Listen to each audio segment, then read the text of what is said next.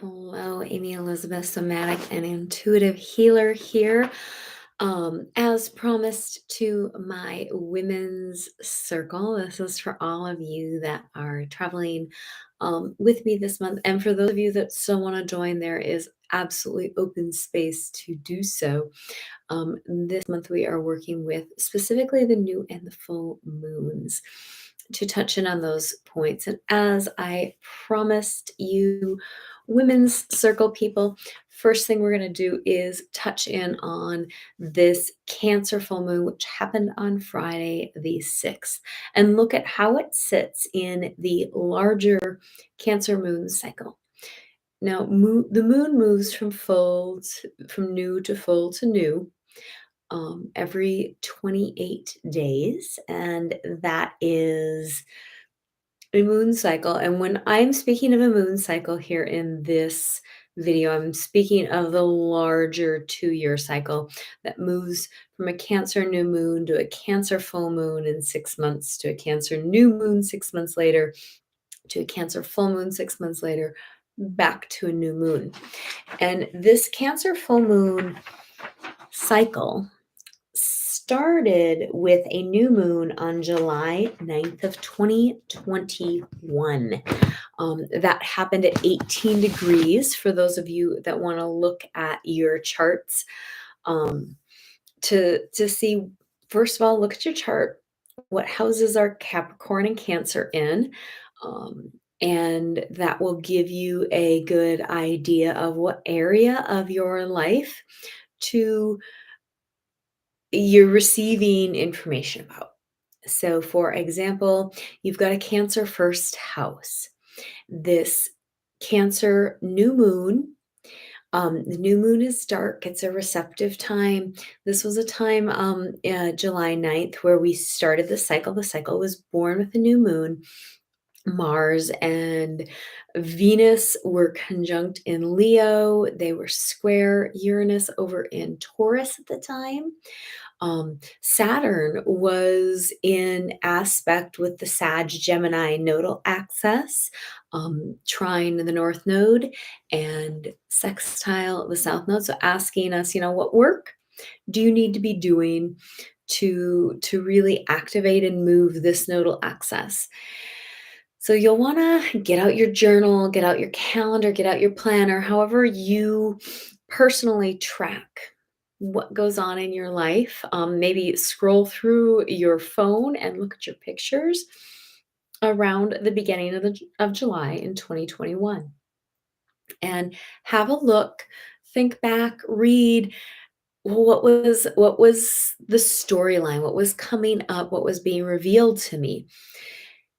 And it may have not been terribly clear because this was a dark moon. This was the birthing process moving toward the Cancer full moon, which took place January 17th of 2022. So that's, if we look at this as a medicine walk, if we look at it as a circle, from that new moon, it's going to be kind of the midnight, the 12 position, the high position.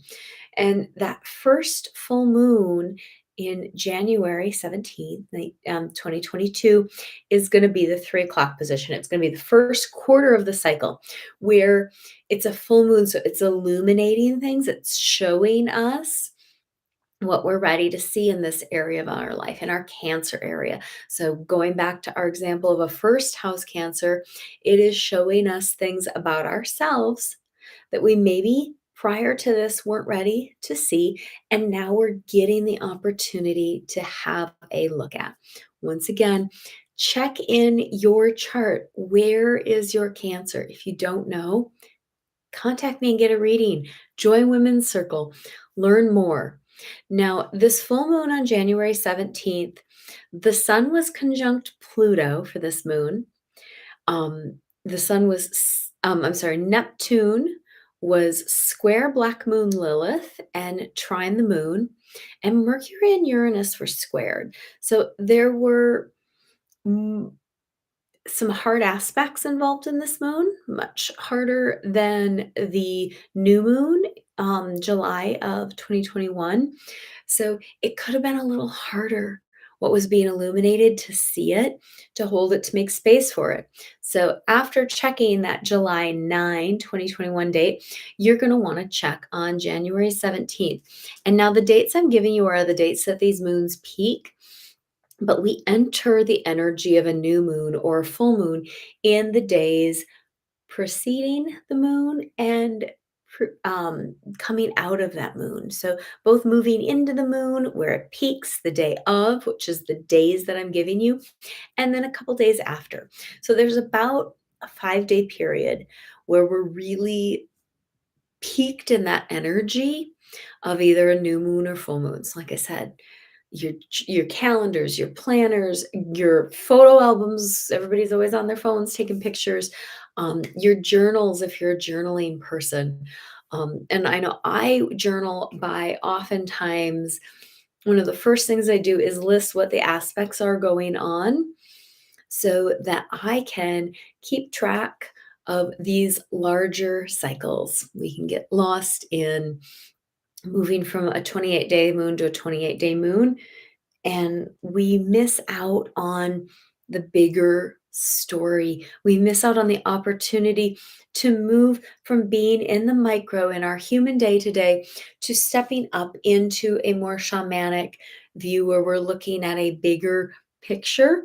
And that's what these bigger moon cycles are asking. Now, remember that July 9th moon was at noon. The January 17th is at 3. It's the first quarter of a moon cycle. The next Cancer new moon was June 28th of 2022. So relatively recently, since it's only January 9th of 2023. Now that moon was at 7 degrees. The January 17th moon was at 27 degrees for those of you checking your charts. Um, and the new moon on June 28th, 2022 was at 7 degrees. And on our clock, as we travel through the cycle, this is a dark moon. So it's about at the 6 o'clock time. It's halfway through the cycle. And it's another dark moon. It's asking us to go deeper inside, to excavate, to go into that dark, to see what is there, to get curious, to know that so often our light and our gifts are hidden there. So that June period, going back to our Cancer first house example, you've got a Cancer first house.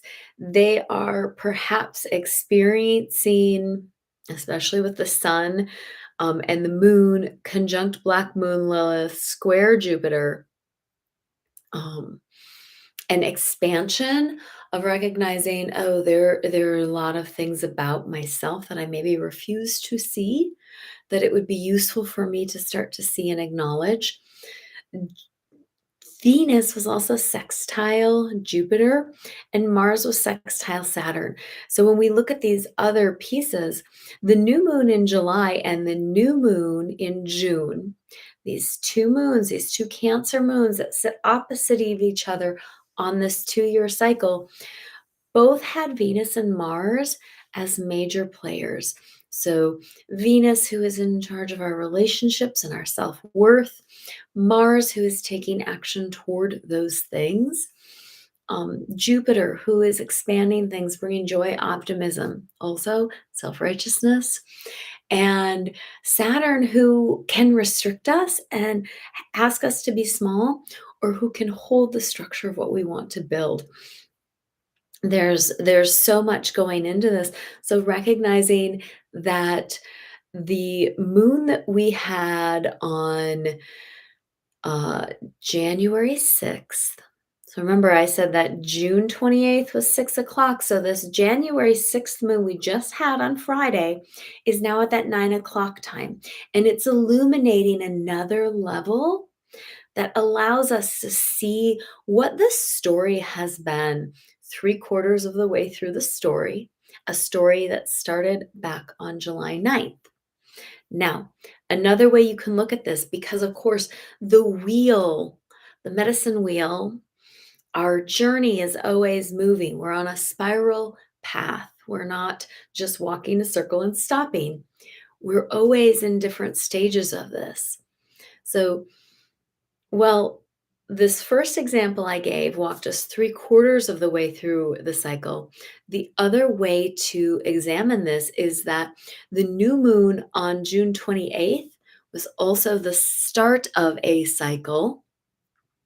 So, do you have the space to hold that this Cancer moon that we just moved through on Friday was 3/4 of the way through the cycle and also the first quarter of a different cycle?